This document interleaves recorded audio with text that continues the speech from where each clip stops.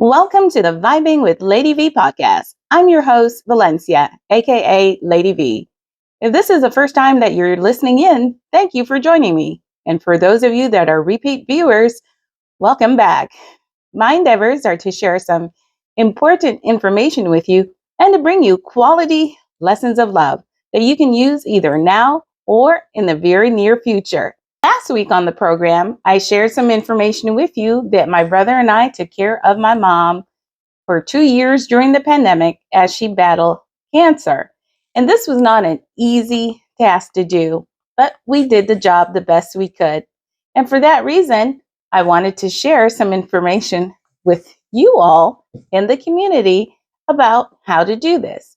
I know some of you have been embarking on this yourselves as you've written into me, and I know that some of you are in the process of deciding who will be the member of your family to take care of your elderly mom or dad that is suffering from a terminal illness.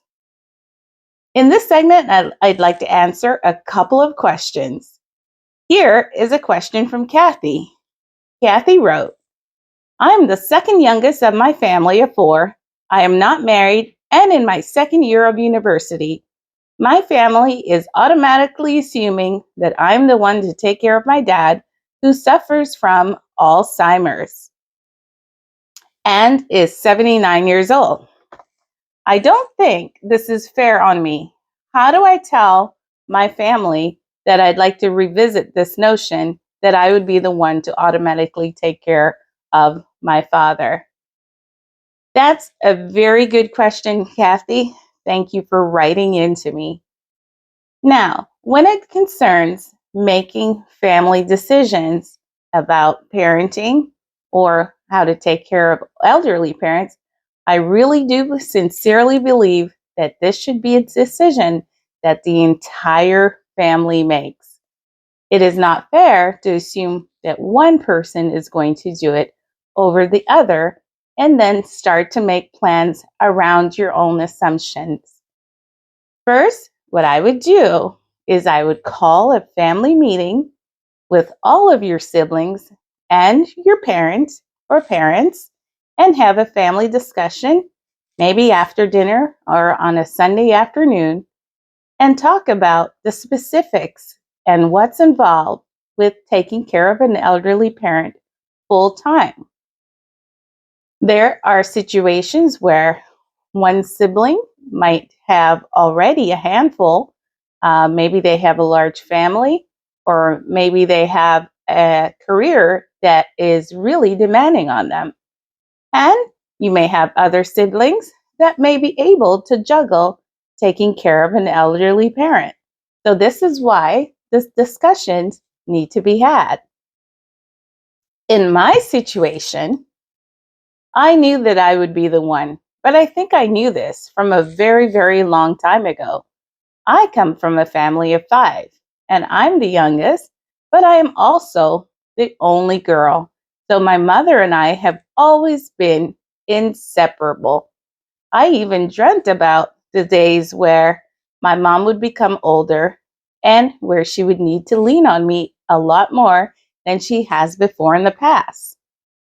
I remember being in my 30s and 40s and looking at my mom and realizing that she was getting older. And prior to having cancer, my mom has never been in the hospital before in Ontario. So at 76 years old, it was very difficult on her family to learn that she had cancer and it was at a stage 4. Knowing that I would be the one to take care of her, I changed my life completely, gave up everything that I knew and that considered to be my daily task, and I surrendered it all to God and decided to move in with my mom in her 1-bedroom apartment and take care of her on a full-time basis. So in my situation, it was an automatic thing. I knew from as far back as I can remember that I would never, ever leave my mom nor would I put her in a nursing home. So it was automatic in my situation. However, every family has different situations and a different environment and different circumstances altogether. For that reason, I believe that this must be a family decision made together where everyone supports the decision and everyone agrees on who that person should be. Lastly, I would ask for help from other family members that may or may not live in the same area as you. If you coordinate a perfect day and a perfect time with your family, and if you explain the situation and the type of help that you need, I am sure that one of them will be able to help you. I remember when I had to take my mom to the hospital to her appointments, I needed help with that.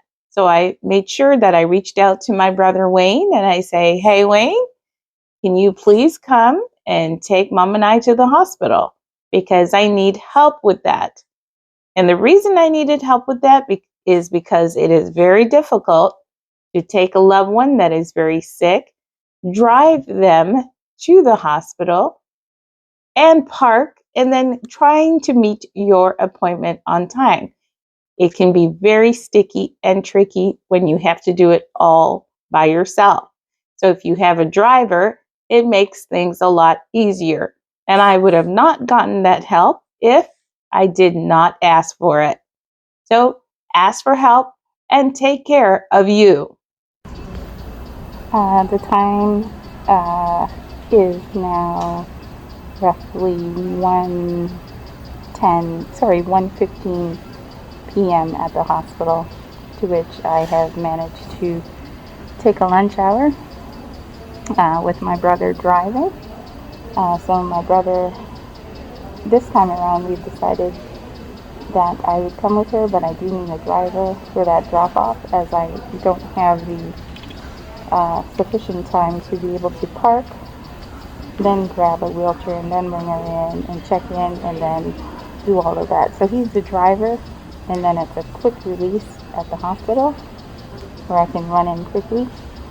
And I'm timing it to see how long it actually takes me. It may require me to take an extra 15-20 minutes of a lunchtime, which I would make up that time at the end of the day. It is definitely a juggling act, but it has been a juggling act for quite some time. But I feel that it is my duty and my responsibility to take care of my mom, as she is elderly. And this is what relationships between mother-daughters are like. We juggle 1,000 things for love.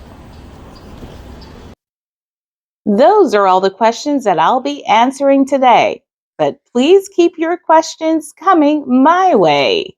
And as I encourage you, please encourage me by liking, subscribing, sharing, and activating that notification button so that you always stay vibing with me, Lady V.